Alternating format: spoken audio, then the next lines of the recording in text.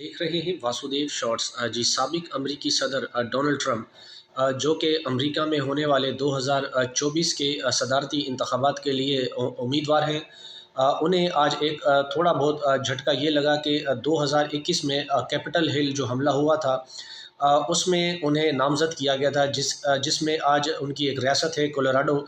वहाँ की जो कोर्ट है, सुप्रीम कोर्ट, उन्होंने सदर ट्रंप को यानी साबिक सदर ट्रंप को इलेक्शन कैंपेन के लिए नाअहल करार दे दिया। यानी जो सदारती इंतखाबात होने हैं, उसके लिए सदर ट्रंप को साबिक सदर ट्रंप को नाअहल करार दे दिया है। इस पर डोनाल्ड ट्रंप का यह कहना था कि वो अमेरिका की सुप्रीम कोर्ट में इस फैसले को चैलेंज करेंगे।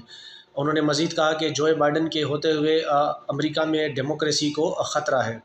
एक बात और ये भी जहन में रखें कि ये जो कोलोराडो अदालत का फ़ैसला है, ये सिर्फ कोलोराडो स्टेट की हद तक है, ये पूरे अमेरिका के लिए ये फ़ैसला लागू नहीं है।